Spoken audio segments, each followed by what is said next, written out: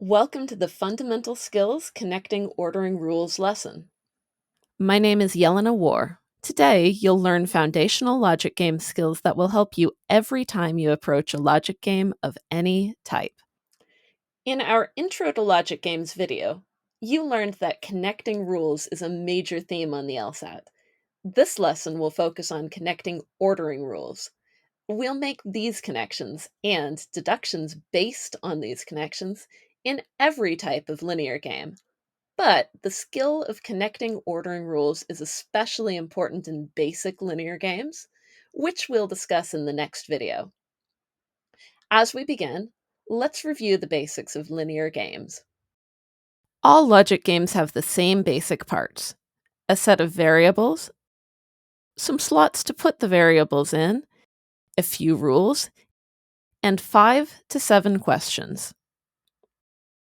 In all linear games, the slots you are placing your variables in will always be inherently ordered. They might be days of the week, levels of a building, or simply numerical places from first to last. In basic linear games, all of the rules specify ordering relationships between the variables. For example, the Bengal kitten enters the cafe before the Persian kitten, or Claire works a later shift than Guillermo. That means you'll only have to diagram one kind of rule, which is why these are the simplest games to learn. Simple doesn't always mean easy with logic games, though. Games of any type can be challenging, depending upon the exact rules and questions. So keep your pencils and your mind sharp as we proceed. Let's start by learning how to create a base diagram, which will help you visualize the rules for each game. First, read the opening, looking for the variables, slots, and any hidden rules in the opening text. In this case, we have 8 variables: G, H, J, K, L, M, P, and T. Go ahead and write those letters down on your diagram and make a note of the number of variables. Because the opening tells us that each field is harvested once and no 2 fields are harvested simultaneously, we will draw out 8 slots numbered 1 through 8 for our 8 variables. Now we're ready to move on to the rules. Again, because this is a basic linear game, all of the rules will specify ordering relationships between the variables. Any rule that specifies an ordering relationship between 2 variables should be represented on your diagram with a horizontal line from the earlier variable on the left to the later variable on the right. If you're diagramming an ordering relationship between more than 2 variables, you'll use multiple diagonal lines. For example, in the first rule here, both P and G are harvested before K. So we'll draw a bracket composed of 2 diagonal lines, leading from the earlier variables, P and G, to the later variable, K. In the second rule, H and L are both harvested before J. Again, we'll use a bracket leading from the earlier variables to the later one. In the third rule, K is harvested before M, but after L.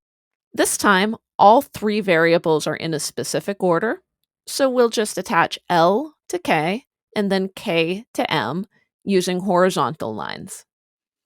In the fourth rule, T is harvested before M. This just requires a single horizontal line. We now have all the rules represented. Some test takers might move on to the questions now. But let's remember Logic Games principle number 1. Front load your work to make the questions easier. If we connect these ordering rules and make just a few inferences based on these connections, the questions will go much faster. In fact, the time we save on the questions will almost always be much greater than the time we spend making connections. This is one reason why connecting ordering rules is a fundamental skill on the LSAT. How do we make these connections? Look for shared variables. For example, the variable m appears in rules 3 and 4 so we can combine those using m. We'll redraw Rule 3 and then add t from Rule 4 using a single diagonal line. Great, we just connected two ordering rules, and now we can see at a glance that all of L, K, and T must come before M. Let's keep going. L appears in rules 2 and 3, so we can add rule 2 onto the combined diagram by drawing a diagonal line from L to J, and then adding H before J. K appears in rules 1 and 3, so now we can add rule 1 onto the combined diagram by drawing diagonal lines, like the spokes of a wheel, from K backward to P and G. It's also important to notice which variables are not attached to each other on our combined diagram. Only variables that are connected by an unbroken chain of lines going in a single direction can be said to have an ordering relationship. Think of it like a train route. If you get on the right-bound train at G, so to speak, you can take it to K and then to M. But to get from M to T, the train would have to turn around and go the other way, putting you on the left-bound route. So G and T don't have an ordering relationship. In fact, T only has an ordering relationship with M. One more example. If you get on the right-bound train at H, you can travel to the right to J, but you'd have to turn around and get on the left-bound train to get to L. Therefore, H doesn't have an ordering relationship with L, meaning H can go either before or after L. This is true in the other direction as well. If you start at J and move left, you can get to H or L, but you'd have to turn around at L and go to the right to get to K or M. So J does have ordering relationships with H and L, but it doesn't have an ordering relationship with K or M. Now, with all the rules combined, all 8 variables appear on our combined diagram. This means we have no wildcard variables, which are variables not affected by any rules. If there were wildcards, we'd either circle or star them at this point in the game. Next, let's use the combined diagram to make some deductions on your base diagram. As a reminder, in logic games, deductions are extra hidden rules that don't appear on the rules list or in the setup. Deductions are just as important as the rules the game explicitly tells you about. Missing a key deduction could make the questions much more difficult to answer, especially when you get to more complex logic games. In basic linear games, experienced students sometimes skip this step and use the combined diagram alone to go on to the questions.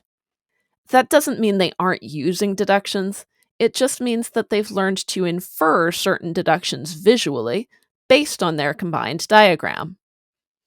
But until you can consistently answer all the questions correctly on basic linear games, you should diagram your deductions on the base diagram before moving on.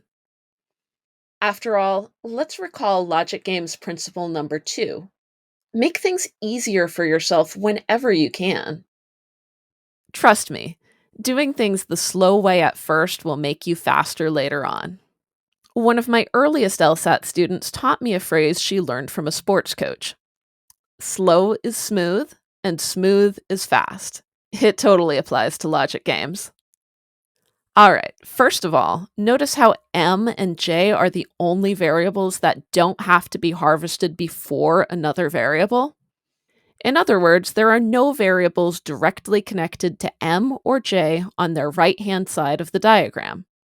That makes them the only possible options for the farthest right slot in the game, slot number 8. We'll mark that down on our base diagram. Next, let's place some restrictions on the base diagram to represent variables that cannot be placed in each slot. We'll diagram these restrictions by crossing out a variable below the slot. It doesn't matter which side of the diagram you start from, as long as you eventually look at how every variable is restricted in both directions, to its left and to its right. Today, we'll start with restrictions due to must come after relationships, so We'll start making restrictions on the earliest slots on the base diagram, and we'll move to the right from there. Then we'll come back from right to left, and diagram must come before restrictions. Follow along with my method this time on your scratch paper. Later, when you try this on your own, if you want to go right to left first, that's okay. If you prefer to look at one variable at a time and diagram restrictions for all of its relationships at once, that's fine too.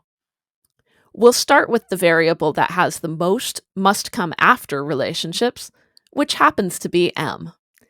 M is harvested after t, and also after k, which is after p, g, and l, so m can't go in the first 5 slots, leaving m with only 3 possible places. K must come after p, g, and l, so k can't go in the first 3 slots. J comes after h and l, so j can't go in the first 2 slots. That leaves H, L, P, or G to go first. That's a few too many variables to neatly represent with an option. We want to keep our diagram clean and readable at a glance. That's why restrictions are so useful, because they let us know what's not allowed, when diagramming out what is allowed would just be too messy. Now let's go the other direction, and diagram must come before relationships. T and K both come before M, so we know that T and K can never go 8th, but the 8th slot is already filled up with a JM option, so we don't need to diagram a restriction there as well. If there are only 2 options, a restriction for every other variable is implied. H comes before J, so H also can't go 8th, but just like with T and K, that's already implied by the option in slot 8. P and G, on the other hand, both come before K, which comes before M. That means if you put either P or G in 7, you wouldn't have room for both K and M to go after them. So we can restrict both P and G from slot 7. L comes before J and comes before K, which comes before M, so L needs to leave room for 3 variables on the right-hand side of the diagram. That means L is restricted from slot 6 and 7, and, of course, the restriction from slot 8 is already implied. One quick refresher before we move on. Remember what I mentioned earlier about variables that don't have an ordering relationship to one another? If you can't take the train in one direction on your diagram from one variable to the other, then those variables do not have an ordering relationship. That's very important at this step of the diagramming process because it's easy to mistake being positioned to the left or right of another variable on the diagram for a genuine ordering relationship. Like, for example, we've drawn H to the left of K and M, so you might think H needs to come before K and M.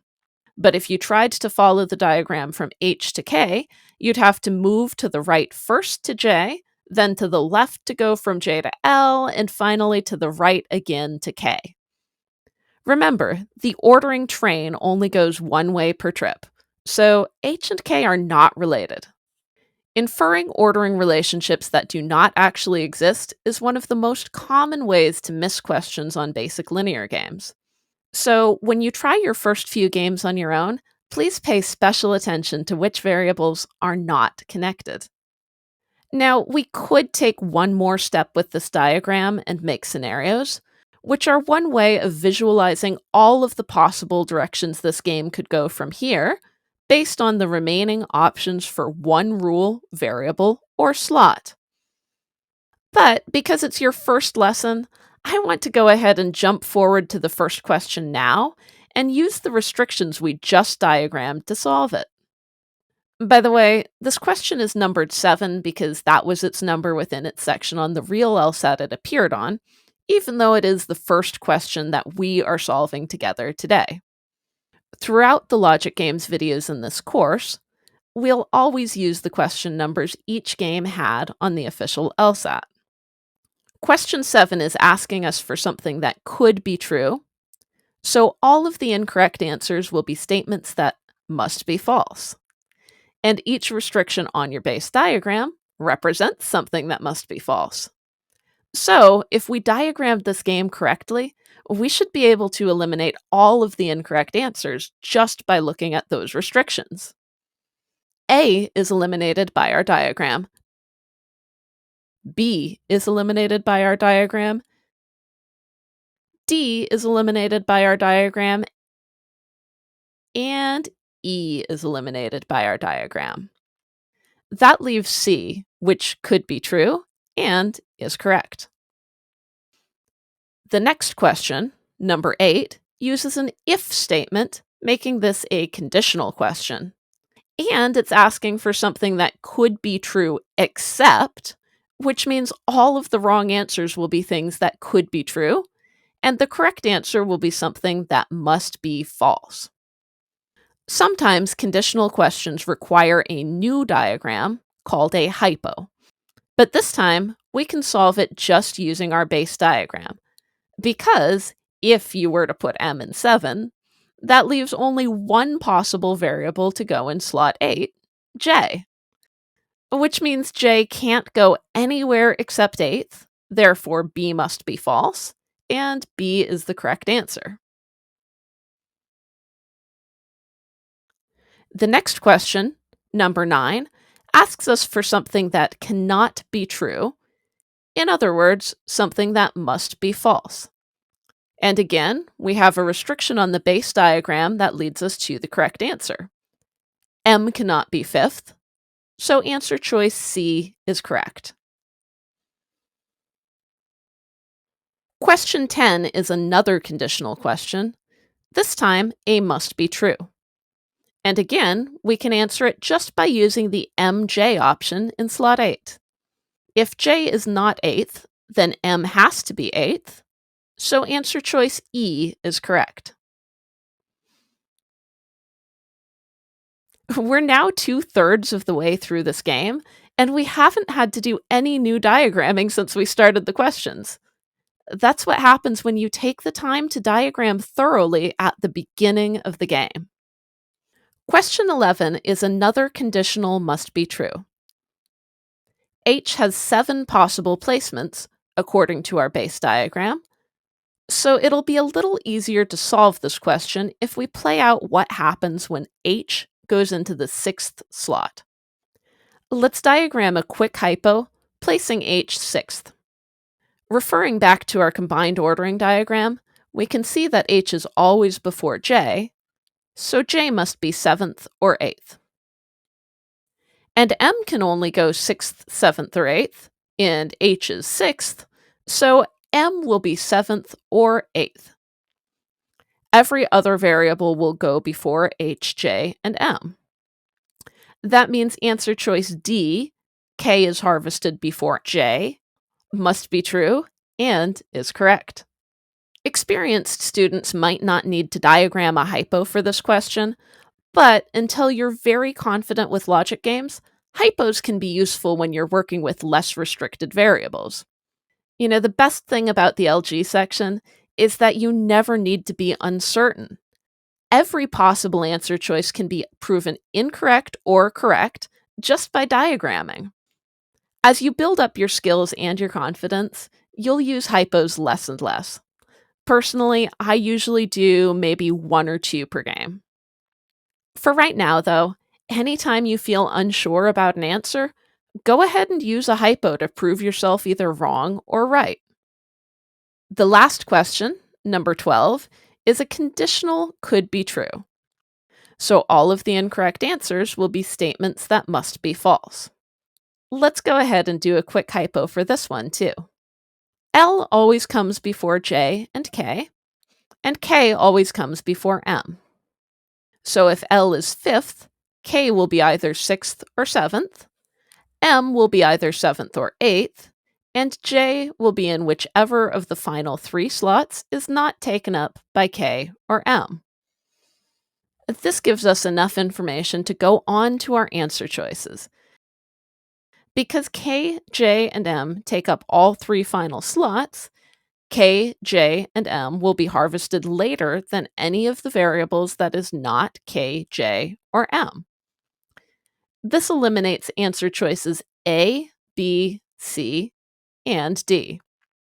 That leaves E, which could be true. The final four slots could be L, K, M, and J in that order. So E is correct.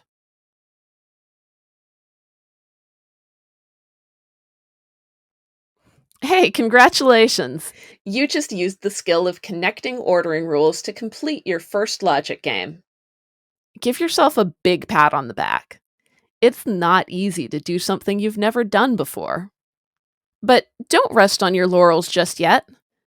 The next module will cover basic linear games that are a little more complicated. You'll still need to connect ordering rules, but you will learn a few more skills too. Now take a deep breath, give your diagramming hand a good stretch, and proceed on to the basic linear games lesson.